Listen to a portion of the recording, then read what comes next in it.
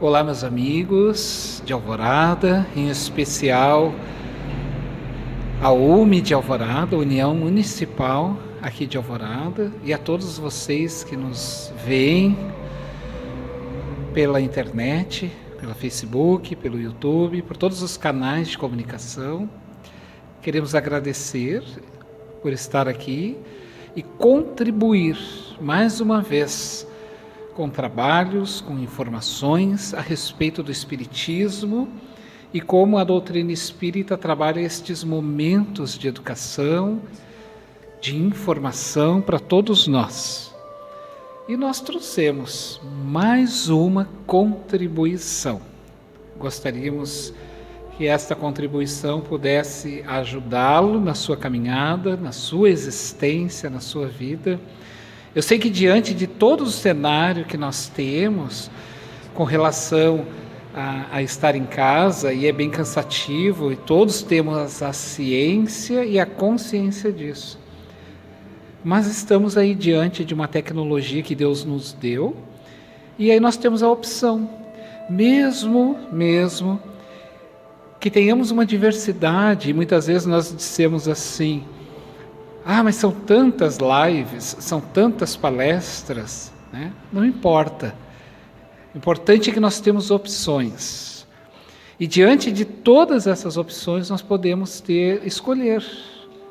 Então, esta ao qual eu trago hoje aqui para nós, a nossa discussão, é um trabalho que vai falar pelo viés do Espiritismo, mas pelo ângulo da sua filosofia.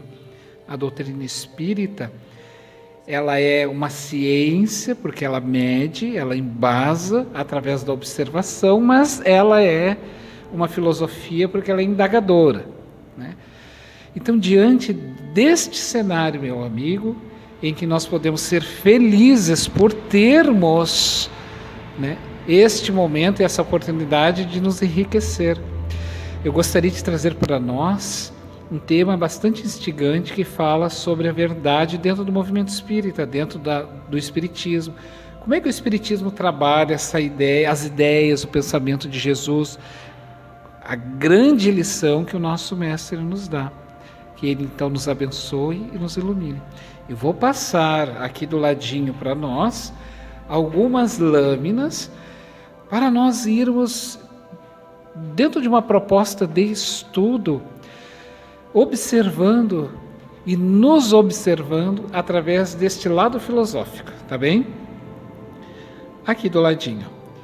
Vocês sabem que a palavra Sofia, ela vem, como diz ali, ela é uma palavra grega, que ela é definida como amor, amor ao conhecimento, amizade, amigo da sabedoria. Então, ela nasce na Grécia Antiga. Ela não é uma palavra denominada por Sócrates, eu digo isso porque ele é um dos grandes carros-chefes do pensamento da filosofia, mas ela nasce muito antes dele, muito e bem antes dele. A filosofia é um pensamento onde nós vamos buscar, dentro deste conceito, uma certa liberdade para a nossa vida. Então, ela é um conhecimento da verdade, os valores morais e éticos da mente e da linguagem, porque através desse discurso nós vamos nos descobrindo. Eu vou colocar mais uma lâmina para nós. Vocês vão ver nessa lâmina o Livro dos Espíritos, aonde Allan Kardec vai perguntar então para os espíritos, e os espíritos vão responder. Esse é o processo que nós chamamos de dialógico dentro da filosofia, né? Onde um pergunta e outro responde. E todo o processo filosófico, pelo menos os escritos gregos antigos, eram assim. Eram perguntas e respostas. Meus amigos, existiu ao tempo, 500 anos para mais, antes de Sócrates, um grande pensador chamado Heráclito. Heráclito, ele era um pré-socrático, portanto vivia antes de Sócrates, e ele defendia que a vida é um grande fluxo e movimento. Veja bem, você agora está parado, né? Você está em casa, mas você está em movimento. E Heráclito vai dizer que o movimento não é o movimento de ir à rua somente, é o movimento daquilo que constantemente se muda e se muta. Constantemente nós somos outro, constantemente nós não somos mais as mesmas pessoas. Portanto, você não é mais o mesmo. Ele define este movimento, dando um exemplo, como um rio. Se você se banhar num rio e daqui 1 minuto se banhar de novo, o rio é outro, porque a água que passou já não é mais a mesma. Então ele defende esse cíclico. E você e todos nós somos constantemente novos diante das nossas mudanças, e principalmente você. Um exemplo, você está no Espiritismo. Então, qual é a proposta do Espiritismo? Mudar. Então, se você está no Espiritismo e adere a esse chamado da mudança, você não é mais o mesmo.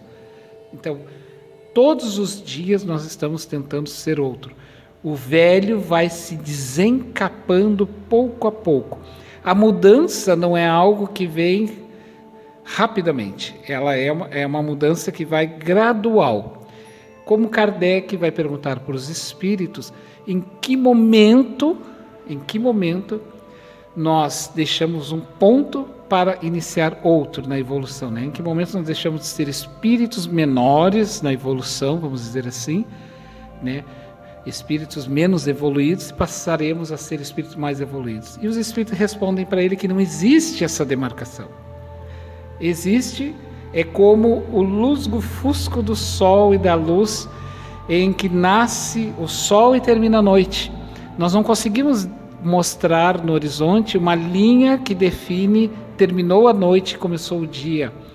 Nós vamos vendo lá no horizonte aquele raiar do sol e nas suas cores derivadas que vão se diluindo e vai surgindo. E assim é o nosso processo de mudança. Então não há como nos definir de um ponto para outro. Há como nos definir ao longo da nossa caminhada e que nós vamos fazendo essa mudança. Então isso Heráclito vai dizendo, nós estamos sempre em movimento. É um movimento constante.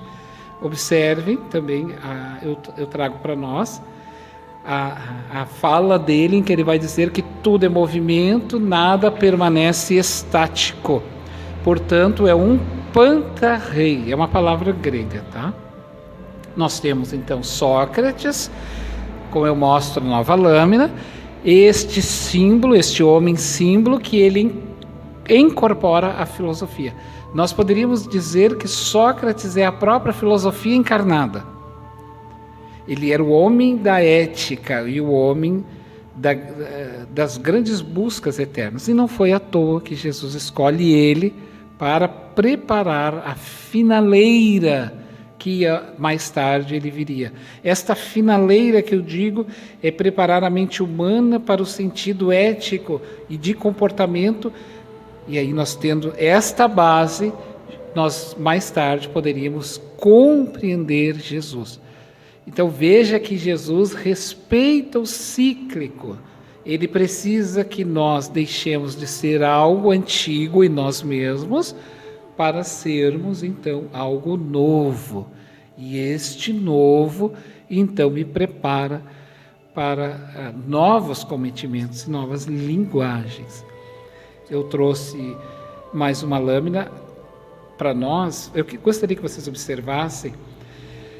Nessa lâmina que está pela metadezinha, então aqui pelo lado esquerdo da tela, você vai ver uma parede onde tem um pontinho escuro. Imaginem que aquele pontinho escuro é uma projeção de uma imagem. Aquele homenzinho que está sentado logo abaixo, escorado num mural vermelho, ele está olhando para aquela parede e ele vê, é a visão, né? Ele está cativo, ele está acorrentado a vida inteira. Eles, vamos simbolizar que são vários espíritos. Vamos botar assim para nós que somos espíritas. Então ele está acorrentado olhando para uma parede. Você observa que tem 2 risquinhos. Um que vai dele até a parede, que é a visão dele, e o de cima, a parte superior, é o que projeta aquela imagem que reflete aquela sombra na parede. Se nós tirarmos aquela segunda capa, nós vamos ver atrás dele que tem um novo muro. Este novo muro tem um homem que carrega uma cadeira. Eu estou descrevendo para que vocês me acompanhem e depois eu vou fazer a leitura. Atrás deste homem que está carregando a cadeira tem um fogo. Está escrito, né? Fogo do lado da chama. Em cima do homem está escrito caminho como fantoche e uma luz. Então você observa que por ele ter passado com a cadeira na frente da luz do fogo que projetava, ele criou uma sombra, e esta sombra então se manifestou lá na parede. E ele então, o que ele vê? Ele não vê a verdade do sol, ele não vê a luz do sol. O que ele está vendo é a sombra que passa da cadeira. Então assim somos nós. Nós não vemos as realidades maiores devido a estarmos ainda emergidos somente em sombras. As nossas sombras daquilo que nós percebemos, da forma como percebemos o mundo, é o que faz o colorido de nós enxergarmos. Então, se eu enxergo somente coisas maldosas, porque existem o mal, nós não podemos negar isso, mas também existe o bem. Agora, se eu só tenho um foco, é porque algo está manchando a verdade daquela visão. Então é necessário que eu amplie a minha visão. E no Espiritismo nós precisamos compreender que ampliar a visão é o aclarar da razão ligado à emoção. A visão é possível fazer pela emoção e é possível também fazer a razão pela emoção. Esta separação, razão e emoção, ela é um pouco equivocada no sentido em que nós determinamos aqui é só razão e aqui é só emoção. Não, nós temos emoções pela razão, da mesma forma que nós temos coração, que é o símbolo de emoção, também de uma forma racional. Então eles se mesclam. A partir deste momento em que nós consigamos fazer esse trabalho, por isso o Espiritismo vai nos auxiliar. Quem sabe olha assim, quem sabe direciona desta forma, ou quem sabe nós precisamos modificar alguma coisa dentro de nós, o que não negará que o outro também precise se modificar. A doutrina espírita não está negando que o outro não seja errado, somente nós. Não. Mas nós precisamos compreender que nós temos que ter ações perante aquela situação, mas nunca a punição, porque daí cabe a Deus. É neste sentido. Vamos imaginar, eu gostaria agora que vocês já tenham essa imagem ampla, como vocês estão vendo, que aquele homenzinho que simboliza a sociedade, imaginem comigo que ele simboliza a sociedade. E você observa que ele está naquela caverna. Ali dentro é uma caverna. Você observa que dentro daquele quadrado marrom é como se ele tivesse descido, toda aquela parte estava lá. Então ele foi acorrentado. E como ele não consegue ver mais nada, porque ele está encarnado, olha o símbolo, né? Ele está encarnado, ele está embotado. Então ele tem sentidos, e esses sentidos podem afetar a sua ideia de visão de mundo. Mas vamos supor que por uma vontade divina ele se solte daquela caverna. Então o que ele vai fazer? Ele vai em busca da luz, né? Como o tropismo de Joana. O tropismo é as plantas que andam e buscam a luz, os girassóis, ela vai dizer. O girassol, ele constantemente gira, por isso o girassol. Ele gira buscando sempre o sol. E o ser, nós, filhos de Deus, também procuramos sempre Deus. Nós estamos constantemente na busca de Deus. E deste fato, então, ele quer sair para buscar a luz da verdade. O que ele vai fazer? Ele então vai se direcionar, observem, ele vai levantar-se, vai tentar subir o muro e vai ultrapassar. Quando ele se deparar com aquele fogo, ele vai se dar conta que o fogo é a luz da verdade. Nós nos demos conta quando vimos o fogo da verdade. Qual é o fogo da verdade? O Espiritismo, a nossa via. Então nós nos demos conta e nos clareou, né? Nós olhamos mais. Então, quando ele ultrapassa, então ele vai adiante, eu vou puxar a próxima lâmina, observe. Ele observa, então, que a caverna tem uma saída. E esta saída, então, lhe faculta a que tenha um outro fogo maior, uma outra verdade maior, que é a verdade espiritual. Então, se no primeiro momento eu tive a verdade me clareando para que eu pudesse ter uma postura na vida, agora eu passo a ter uma ideia real do mundo espiritual. Então, simbolizando Platão, que faz este mito, porque toda essa história que eu estou contando para vocês, em forma de imagem, chama-se mito da caverna. Então, o mito, ele simboliza isso, é o homem que sai do imediatismo e vai em busca da verdade, que é o tema da nossa palestra. Ele, então, simboliza nós que vamos em busca da verdade. Nós estamos em busca da verdade maior. Mas que verdade maior? A única verdade, que é Deus. Deus é o uno e as vias são várias. O sol, para os gregos, como você vai ver na lâmina, simboliza a máxima da verdade, e ele simboliza para nós. Para os gregos, essa é a simbolização. E para nós, espíritas, Jesus simboliza a verdade. Para nós, neste momento da nossa evolução, ele é a única verdade.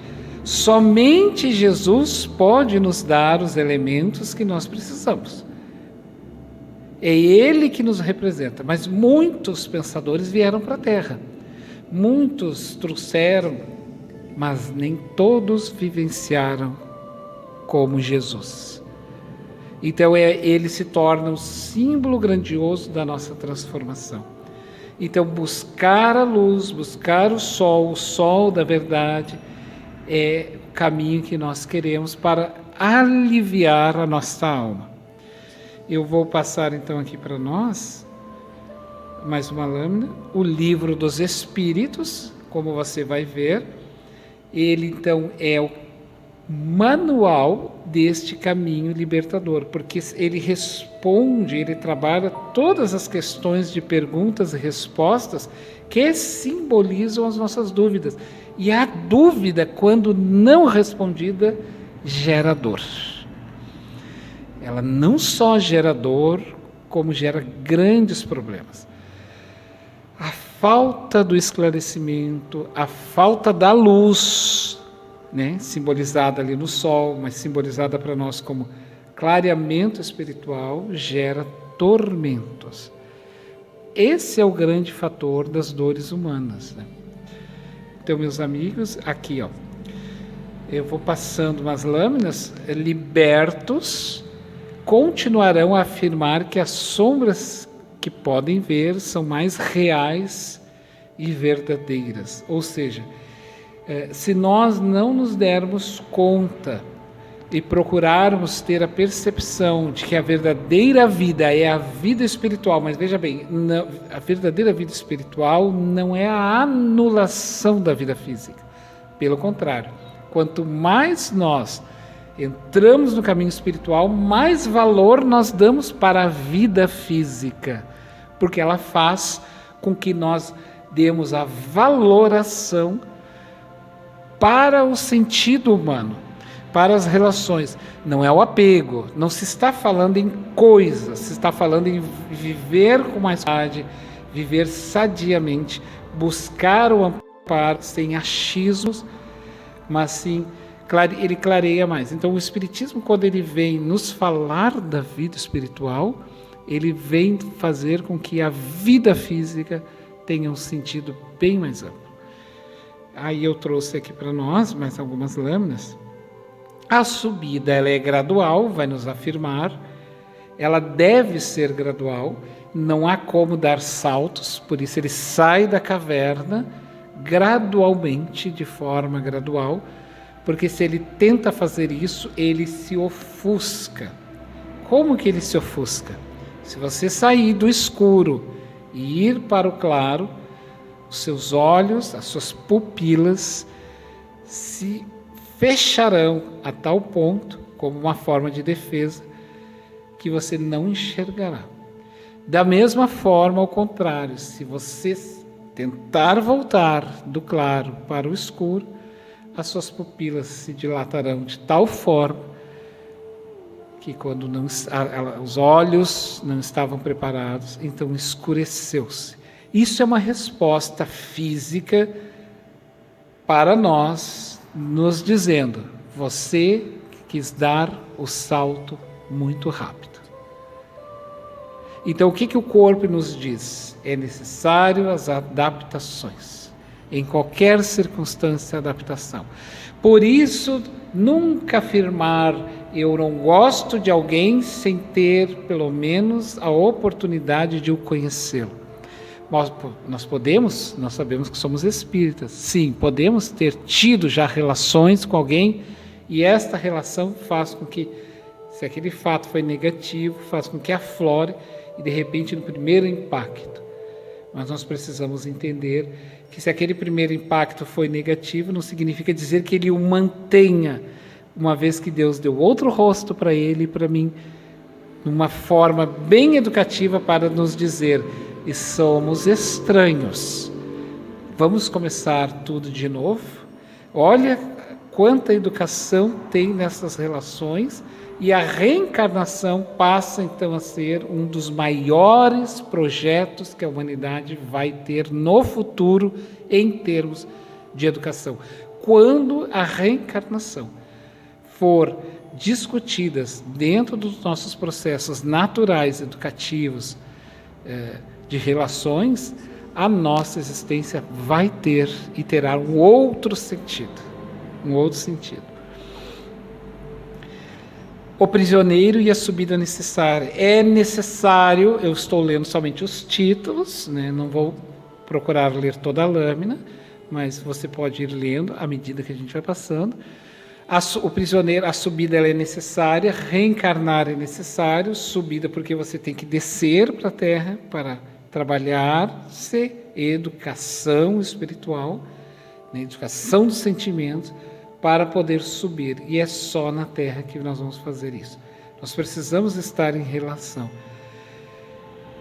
De nada, para encerrar então este convite para nós, para nossa reflexão da nossa existência, da nossa mudança, Platão vai dizer: de nada serviria possuir a capacidade de transformar pedras em ouro a quem não soubesse utilizar o ouro. Veja bem que interessante essa frase. Vamos pegar esse tópico.